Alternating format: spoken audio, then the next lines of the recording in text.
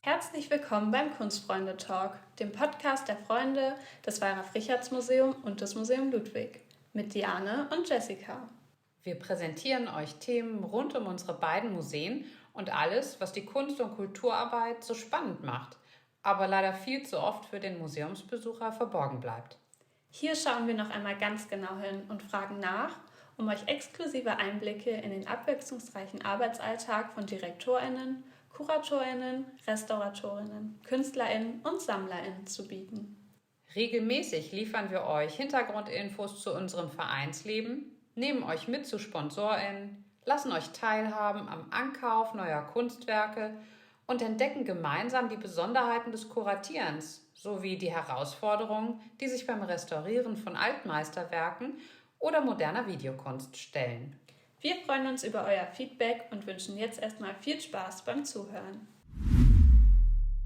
Willkommen zum Podcast der Freunde des Wallraf-Richartz-Museum und des Museum Ludwig. Mein Name ist Miriam Szwast, ich arbeite hier als Kuratorin für Ökologie und ich freue mich wahnsinnig, heute hier einen wunderbaren Vortrag von Lucia Pietroiusti teilen zu können, den sie in der Reihe Kunst und Klima am 7. Februar diesen Jahres gehalten hat.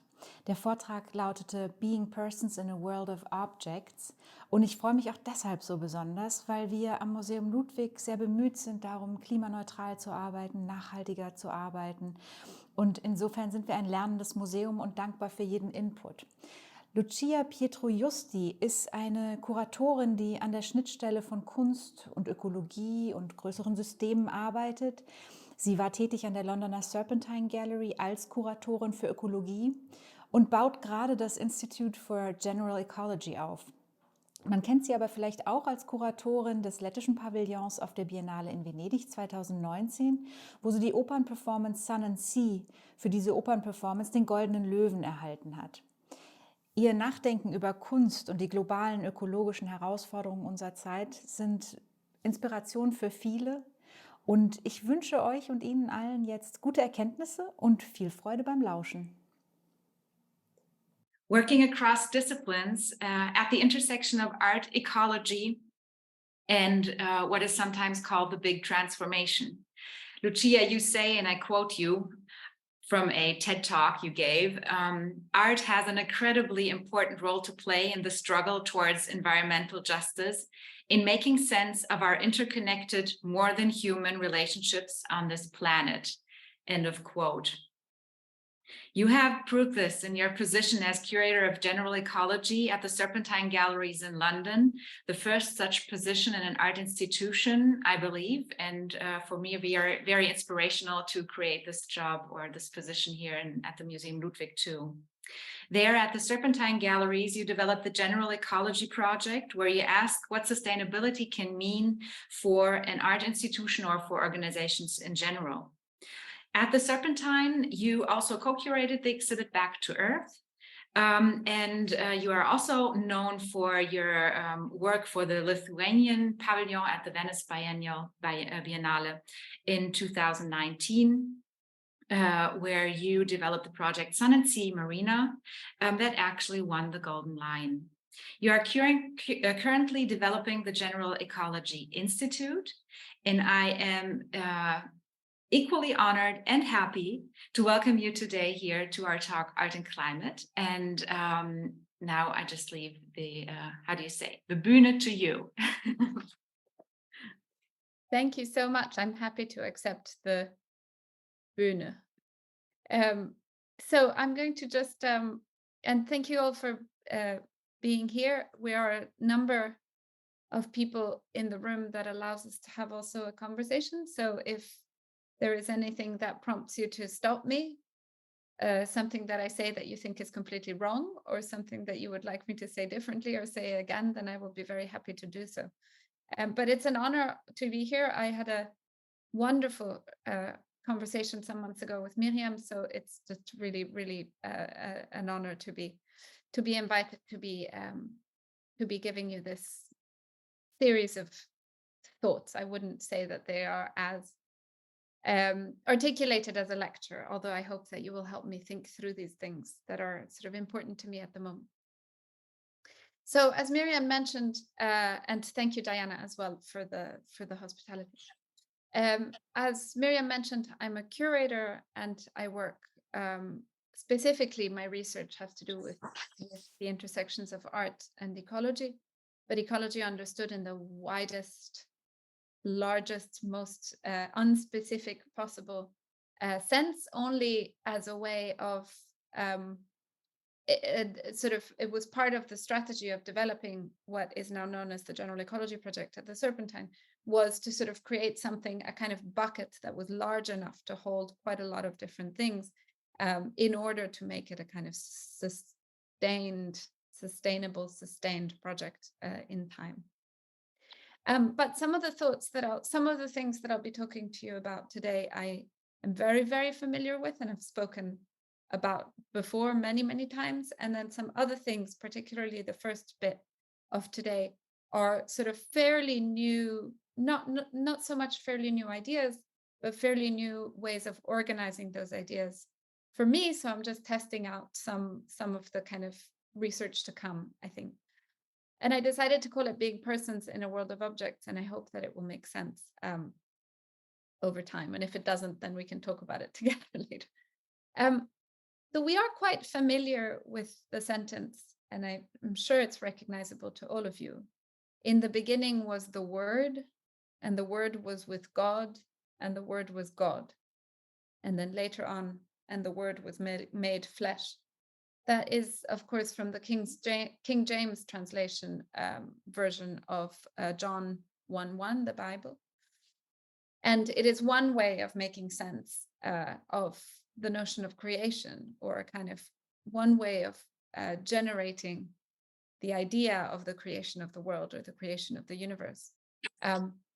One that is very interesting because it somehow sets up a kind of equivalence between the narration of it, the word, the language of it, and the divine entity. Now, of course, in some interpretations, the word means Christ. I'm not a theologian, so I won't go into that. But creation myths are the world over. We find creation myths in every civilization and in every sort of historical time that we hold any kind of record of. There are some creation myths according to which the world was covered in water before it was land. For instance, the Iroquois creation myth, First Nation, a North American Iroquois creation myth, according to which the earth was created by piling soil on the back of a giant sea turtle. And here you see an image from, I'm giving away the ending, but an image from an actually quite interesting and deep film that Disney just released called Strange Worlds, in which the sort of all of the events that are taking place in the film are taking place on the back of this giant turtle on the earth. We see creation myths in which creation happens from nothing, ex nihilo. So from non-being comes being.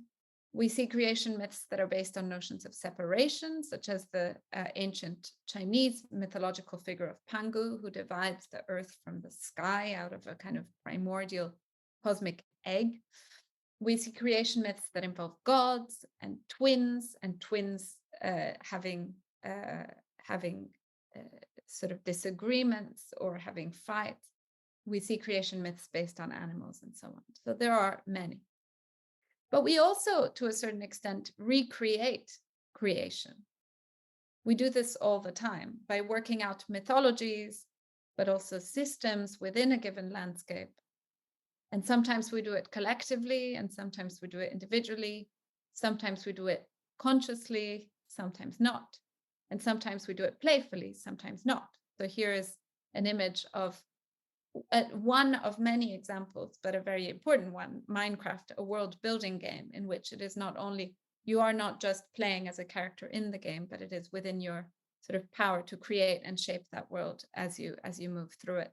This is the sort of, I suppose, the meta version of something that is very ancient. So on the right, an astronomical observatory for the observations of stars and planets from southern Egypt from 7,000 years ago. And on the left, one of the earliest known examples of observatory architectural structures from China around the year 1276. It's just hidden under in my screen. Or this is a system as well. This is the map of the London Underground. There are versions of this that date back about 100 years. This one is a particularly contemporary one that is almost exactly the same now, from 1999. So we create systems, we create ways of imagining the world, we create images of creation itself, and we do it over and over again. And so in these brief reflections, I want to start asking some questions about how we build these systems and create these worlds. And I suppose the question that follows that is why would I want to ask myself this kind of question? And I think it's because there is something about the current dominant systems, the ones that determine how we live, how we relate to one another, how we behave, how we move, how we use, how we relate to objects, how we consume, that is failing the planet. It's not taking account of the planet. And as I was thinking about it, I realized that it fails the planet. The systems that are currently the dominant systems that govern our lives are failing the planet in 4 different ways. So they're failing them 4 times, in a sense. Firstly, in the way that those systems, and it will become clear what I mean by system, but you can imagine law, economics, technology, and so on. Firstly, in the way that those systems are set up the planet as an externality. That is to say, in the way that they set themselves up a system as though they were existing in a separate, parallel reality to the realities of organic and mineral life. So it's like there's the financial system and the earth is somewhere else. There's law and the earth is somewhere else, and so on. Secondly, in the way that they not only facilitate, but in fact fuel an abusive relationship that is large scale and distributed with that organic and mineral life. So it pretends that they're outside of the world whilst at the same time extracting minerals from the earth, emitting carbon, widening the poverty gap between humans, poisoning waters, and so on. So it is an actual agent in that abusive relationship. And then thirdly, in the way that these systems center a very specific and very dominant kind of human experience. So they're anthropocentric and not even representative of the centering of all of human experiences anyways. And that therefore, de facto, they mute, they render, they take away agency from the vitality of more than human beings, whether it's a river, whether it's an animal, and so on. And fourthly, in the way that because they are designed with increasing specialization and because they are designed through the way that we kind of conceive of the world by breaking puzzles into smaller and smaller systems and becoming more and more specialized, in their very design, they're kind of structurally incapable, or they seem to be structurally incapable of presenting any kind of adequate response, or it's not a word I like, but solutions to the planetary crisis. It's a crisis that is distributed and hyper complex, and those systems are not kind of linking up with one another and not managing to somehow present coherent, holistic solutions to a, I suppose, holistic, incoherent problem. So the first is maybe a question of solipsism, like isolating oneself. The second one is maybe a question of slow violence or a fast violence. The third is a cognitive question, one about denial. And the fourth is a question of specialization, disciplinarity, and structure. So you see that there's questions that are psychological, questions that are, I suppose, metaphysical, and questions that are very technical when we come down to it. And then the other thing that I would like to do is talk to you about some of the projects that I've worked on recently. The hope for that is to make a case to you that cultural in general, but also art in particular, can sometimes play a part in suggesting meaningful alternatives. And here, just to go to this, to sort of hit very briefly on the question of cognitive dissonance or psychological separation from the planet. I wanted to just show you some images of different presentations of the opera performance that Miriam has generously mentioned, Sun and Sea. This is an opera presented as a 1-hour loop. It's the work of 3 artists, Rugile Bardziukaite, Vaiva Graininte, and Lina Lapalise, all of them from Lithuania.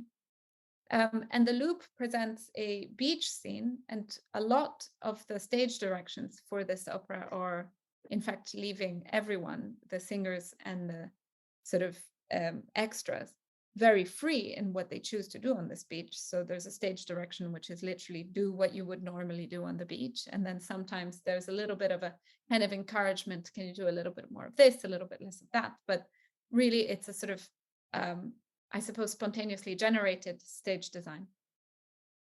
And there's a number of singers on the beach that represent different characters. And as the characters sort of unfold the different songs, and then these various choirs that bring them together, we get a sense that they are thinking about their daily life, their problems, their relationships, what they notice around them, very, very small things.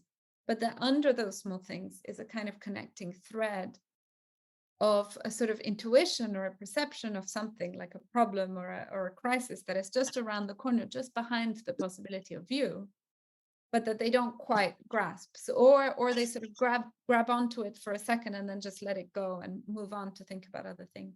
And I remember at the time of working on this piece in Venice, which is the image that you see on the right, I remember thinking that one of the things that the piece was sort of putting on stage, if anything, was a kind of inconceivability of a crisis as vast and as distributed as the climate and environmental breakdown of the planet.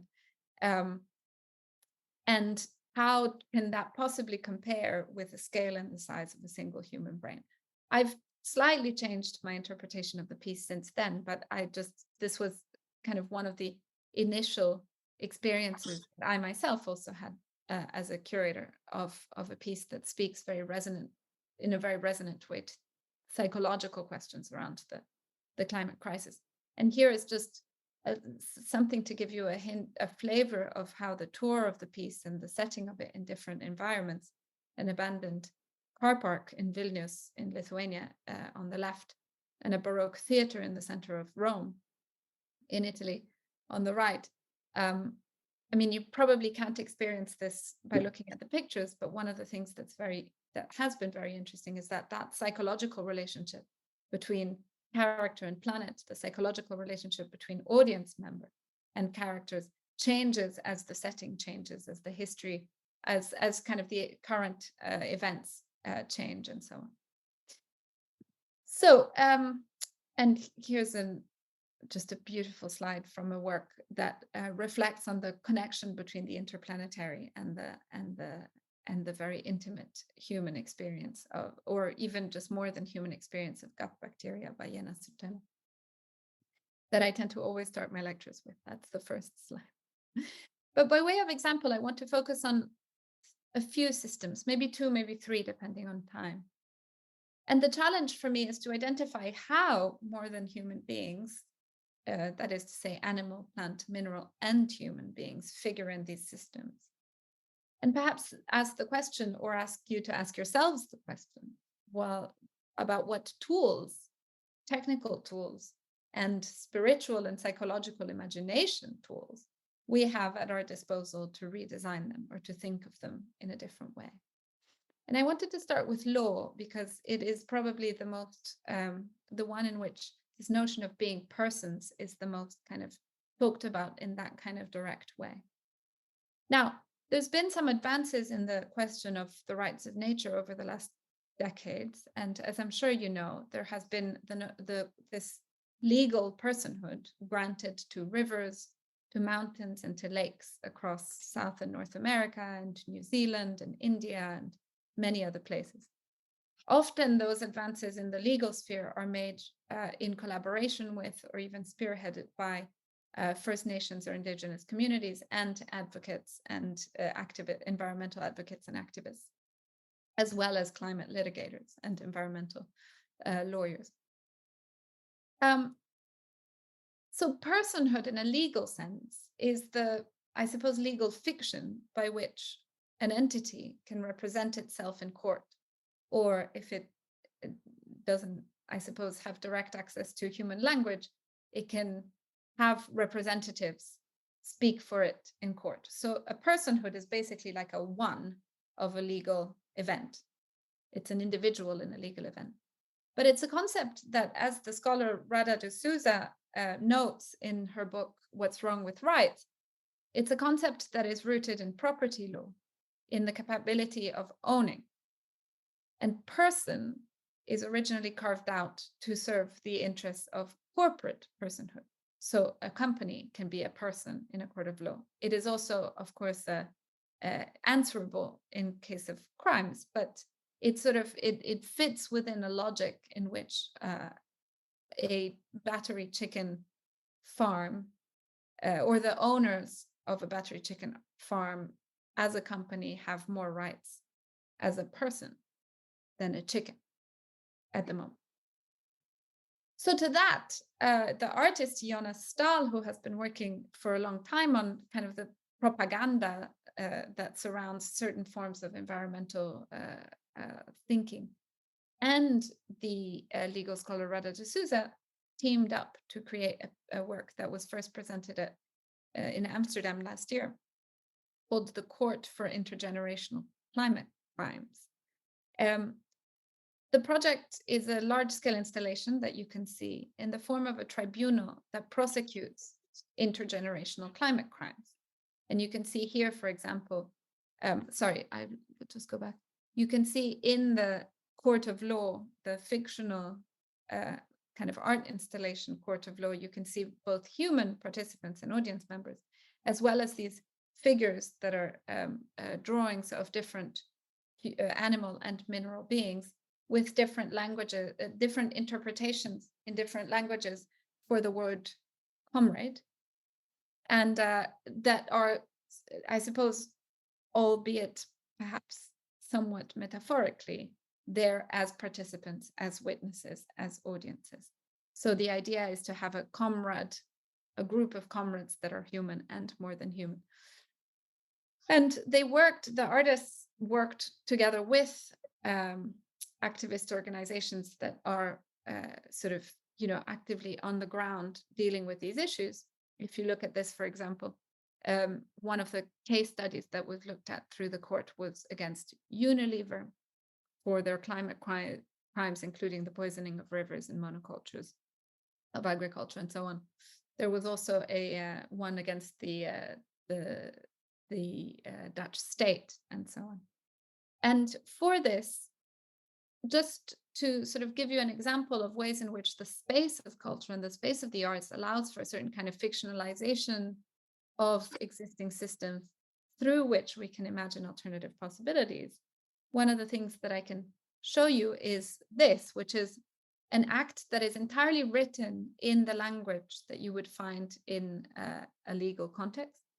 It is a fictional act in the sense that it hasn't been passed into law, but it was written by Radha de Souza to sort of support the basic way that the Court for the Intergenerational Climate Crimes worked, which is the Intergenerational Climate Crimes Act. And I don't know if you can see it on your screen, but it starts as an act to abolish intergenerational climate crimes, to establish intergenerational relationships of solidarity and comradeship among human and non-human species, establish the Court for Generational Climate Crimes, and propose measures to remedy the abuse of intergenerational and interspecies relationships in the past by certain persons. And it goes on and on and on.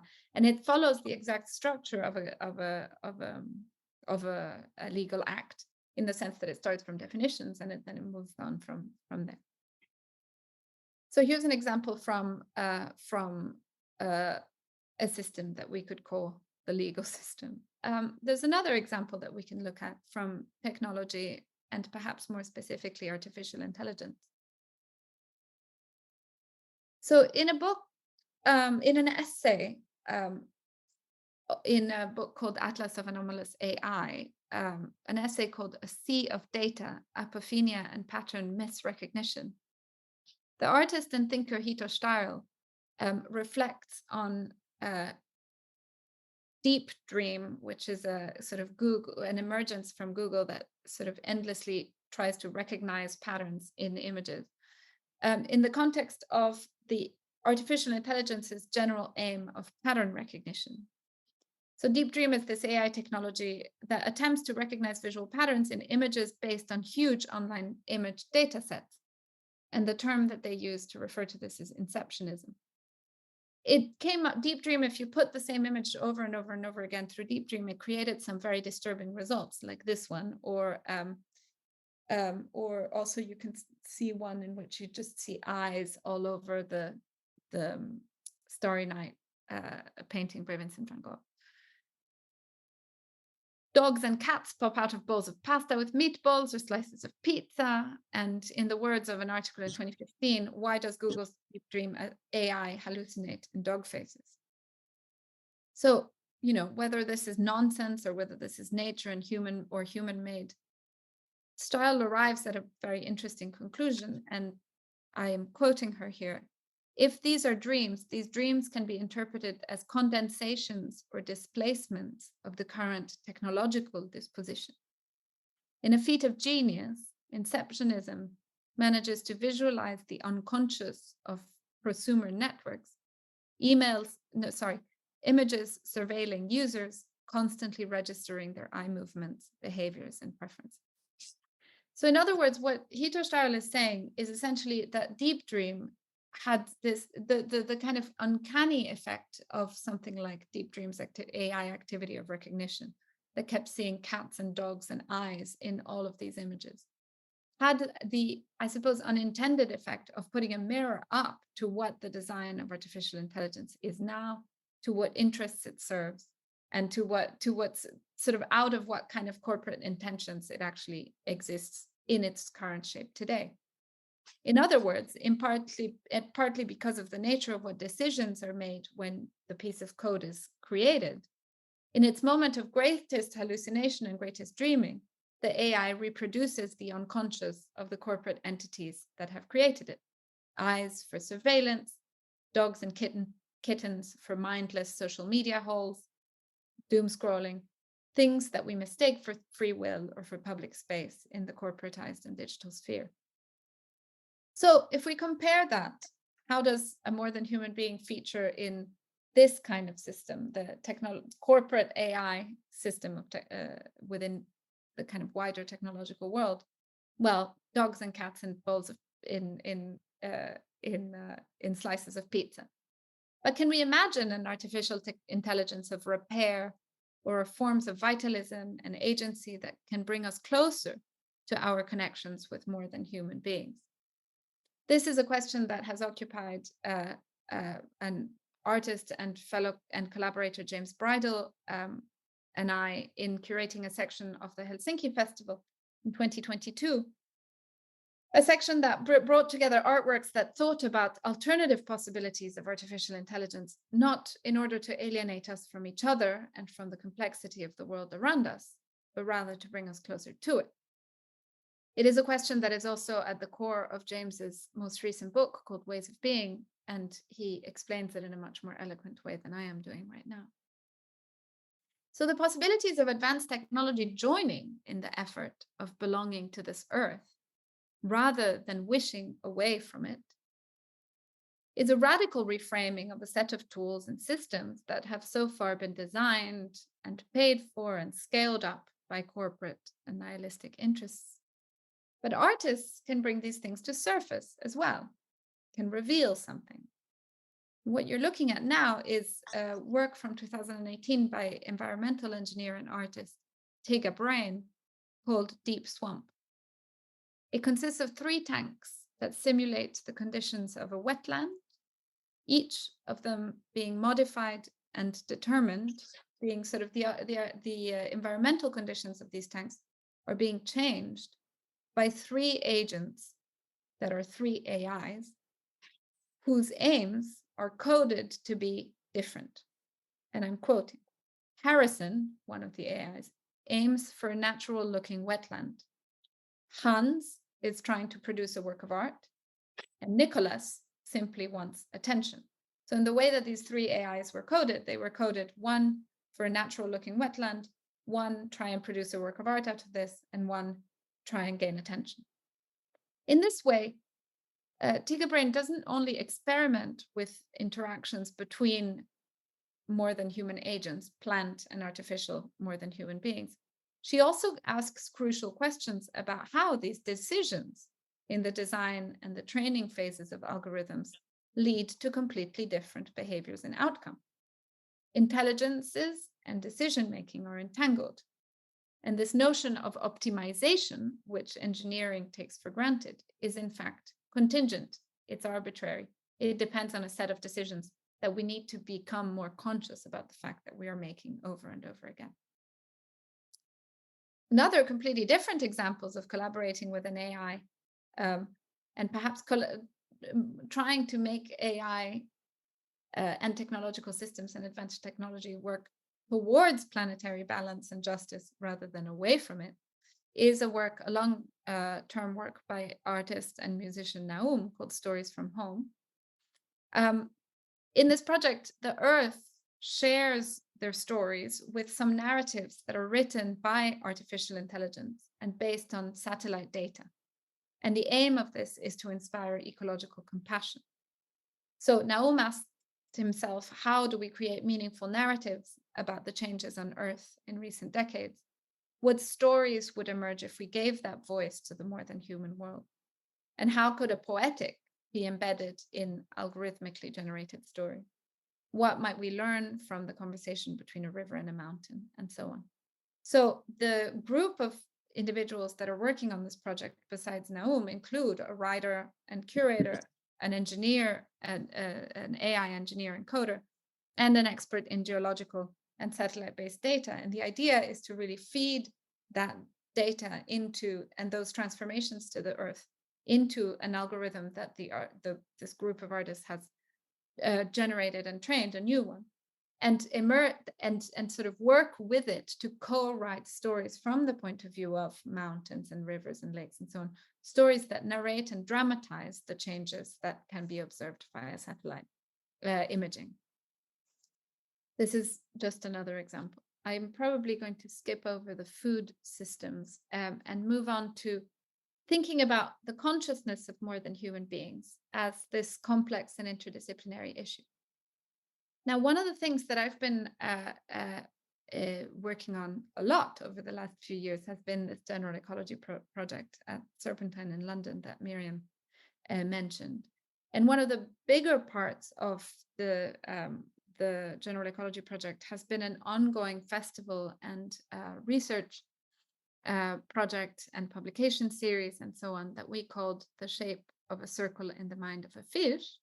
And that was conceived and is currently still co-curated and co-conceived with the writer and editor, Filipa Ramos.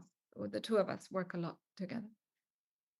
Now, what you see here are some images from The Shape of a Circle in the Mind of a Fish, different iterations of it. And I will tell you a little bit about the story of this series. So the title was inspired by a beautiful, and in fact, you saw it here for a second. You see that circle in the background, a beautiful circle of sand that the little fish called the puffer fish, the ones that are like really small and then go like this, creates at the bottom of the sea. And these images were captured by a few times, but I particularly remember coming across them in an episode of The Blue Planet, the sort of very famous documentary from the BBC. And David Attenborough in The Blue Planet says that it's a mating ritual, that this is a male pufferfish that is trying to attract a female pufferfish, and they generate these circles in the sand to sort of attract a mate. But looking at this circle, Filipa and I were puzzled more by its kind of nature than by its purpose. That is to say, what we experience as a beautiful drawn image, a beautiful circle, when you look at the little pufferfish doing this shuffle, and I should have had a video to show you, you realize that the fish is too small in a kind of scale sense to be able, it might be so small as to experience this kind of transformation of the landscape, not as we do. We see a beautiful kind of coherent circle, and the fish might be experiencing this as a set of movements and so on. And that prompted the title, The Shape of a Circle in the Mind of a Fish, an open question, and a series of events that really tried to bring together practitioners and participants from lots of different disciplines, because we found that not one single discipline could help us answer these questions alone, but practitioners from different disciplines to think about the intelligence and the consciousness of non-human beings, more than human beings.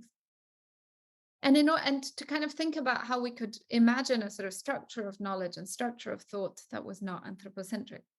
But in order to do that, what we did was we, over the course of a series of festivals, we sort of looked at these different assumptions that go with anthropocentrism, rather than kind of go, this is an event against anthropocentrism. We looked at a different assumption every time and slowly kind of dissolved it, kind of revealed it to not be able to hold on its own. So the notion that one needs language to communicate, that was the first event.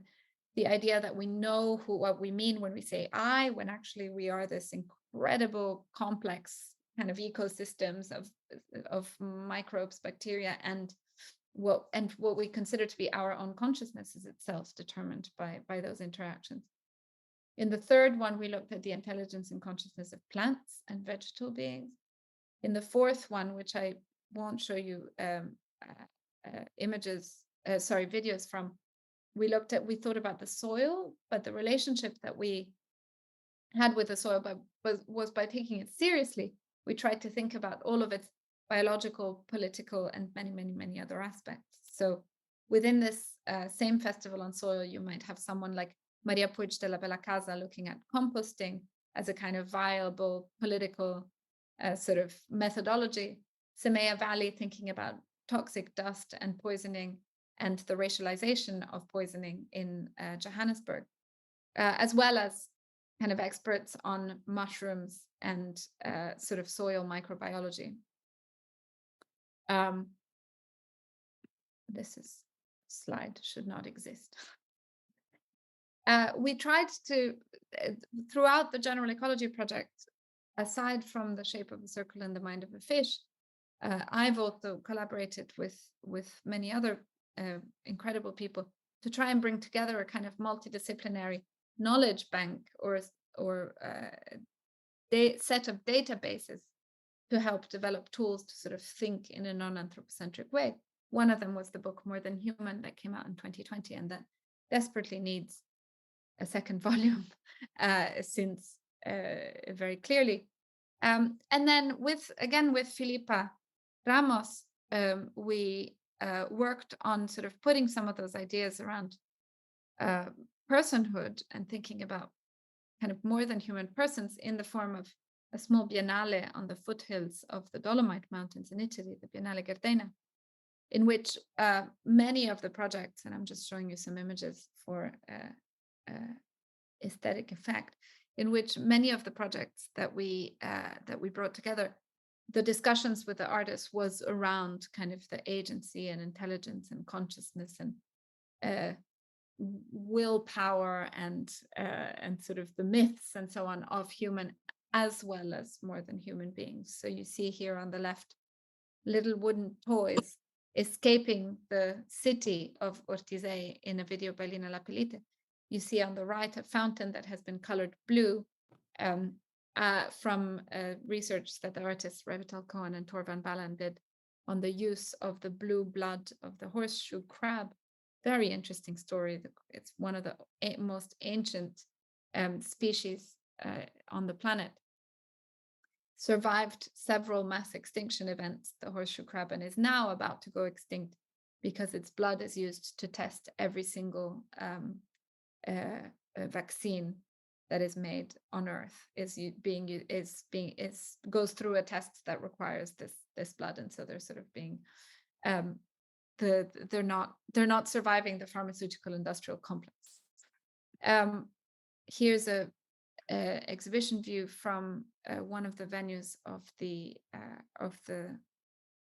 Biennale, and here's a small kind of piece, a small detail from a work by the artist Kyriaki Goni, who through kind of creating a sort of speaking hybrid plant, imaginary hybrid plant. And I mean, it speaks because there is a video in which this plant is directly addressing humans. She imagines kind of alternative emancipatory communities, and it's a long and beautiful, complex project.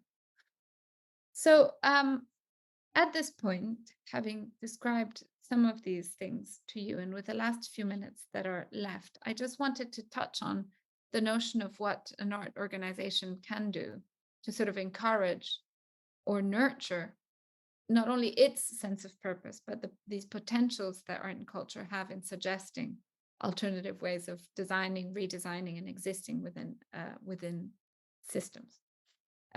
And also different and new ways for human and more than human beings to exist in those systems, or new worlds and new systems altogether. So one of them was the General Ecology project that Miriam has already mentioned, and that I've mentioned a little bit before, which was really a project to kind of try and root a sense of purpose around environmental responsibility, environmental justice, and environmental balance within the very fabric and structure of an art institution. So by making a kind of structural transformation and generating something that could be the Department of General Ecology in a very simple way, that was the sort of simplest, almost like, just the simplest, most rudimentary way of ensuring that the art organization, in this case, the Serpentine, could see a dedication or responsibility to the environment as being part of its kind of core structural mission, sense of purpose, and so on. And then a few years later, I mean, I could speak for an hour about general ecology, but we don't have time. But then a few years later, we were thinking about how to celebrate or mark the 50th anniversary of the Serpentine. And it ended up being this year of 2020 where there was really quite not very much to celebrate. And so what we tried to do was to try and think about questions around responsibility, not for the last 50 years, but for the next 50 years, or also maybe 500 and so on. And so we invited a number of artists. It was 50 at the beginning. It turned out to be 65, to propose something but now it's more than 100, to propose something that was an artwork and at the same time an environmental kind of campaign or intervention or prototype of some sort. So something that they could think could reasonably be both an artistic project and a sort of environmentally minded one. Now, at the beginning, we were starting to think about how an organization, an art institution, can support these kinds of projects, because many of them don't take the form of a traditional object and don't take place in a traditional gallery space. And so we started with a map a little bit like this, which was, well, what do we want it to do? Do we want this particular campaign or project to gain visibility or to do some kind of transformation of systems like the ones that we talked about? Do we want them to make the audience aware of a particular issue, or do we want the audience to participate in a particular way? And then we moved on to something a little bit more like this, these vectors that really try to kind of orient where and how we as an art organization and as art practitioners should position ourselves in relation to these projects in order to attend to them or to care for them in the best way. And that necessitated a transformation of the organization itself, as in, like, what do we think we do? What do we think we're here for? And so if we think about these 4 examples, we called the vectors, I mean, it's internal wording, it's not public, but we called them vectors in order to orient ourselves. We referred to one as publics when the kind of aim of the campaign or the project was really just to reach, public awareness, public understanding, public mobilization, and so on. And so we can think about a poster campaign by Yoko Ono, for example, the reinstalling of the I Love You Earth campaign by Yoko Ono as one that falls within this sort of general direction, a general vector. If we think about projects that look at transforming systems like the ones that I've just described to you, the one of the ones that I wanted to mention to you was Climavore by Cooking Sections in the bottom left, which is a project that has been ongoing for many years, and in which the duo Cooking Sections is looking at ways to sort of pivot damaging food and agricultural and kind of eating systems and networks, ones that are damaging to the environment, pivot them to ones that by their very existence create a positive effect on the environment. So what you see here in the image is some oyster tables in the island of Skye in the north of Scotland, in which an island that is very sort of affected by the damaging effects of the farming of salmon, usually by multinational corporations. So the kind of capital doesn't stay in the Isle of Skye, but it provides a lot of work for the local fisheries and fish farms. And Climavore Cooking Sections have been working not only with the farmers, but also with local authorities and with scientists, but also with restaurants and chefs to develop recipes that would encourage the production and the economy of things like oysters and filter feeders and seaweed, things that are naturally have a beneficial relationship to sort of cleaning out the toxicity in the waters. We then thought of vectors of a vector that kind of could hold together situations in which the artists may have said to us, well, look, I appreciate what you're doing. What I really am focusing on at the moment is a farm in this place in the part of the world, or I'm really sort of nourishing this place. So we called it Places. And an example is the artist Tabitha Rezer, who is currently in the Amazonian forests of French Guyana, setting up a center for the arts and sciences of what she refers to as the arts and sciences of the sky, the body, and the earth. In practical terms, it also is a place in which Tabitha is archiving an enormous amount of kind of First Nation, ancestral and indigenous knowledge around birth giving, around sort of plant medicine and astronomy, whilst at the same time developing a forest garden of cacao plants, as well as an observatory and a center for study, research, and healing. And then a sort of fourth vector, which holds everything that we've kind of umbrellaed under the term speculations, really has to do with kind of proposing alternative futures, alternative origin myths, alternative mythologies and cosmologies, something that art, perhaps what you would imagine more traditionally to understand as an artwork. And I'm mentioning here a project that is based on the multiple intelligences of an octopus to suggest an alternative origin myth for life on Earth by Revital Cohen and Torben Ballen. The project Back to Earth, because it was developed, in part because it was developed at a time of pandemic, but I suppose it was a kind of coincidence that it did so, because it was intentionally conceived as a project that wouldn't be primarily reliant on an exhibition format. And so the project was actually live for about 3 years before there was even an exhibition. And the exhibition itself, which took place last year in 2022, at the Serpentine, only presented about 3 or 4, maybe about 10 artistic practices and artistic projects out of the entire roster of Back to Earth kind of activities, some of which we're still kind of working through, many of which we're still working through now.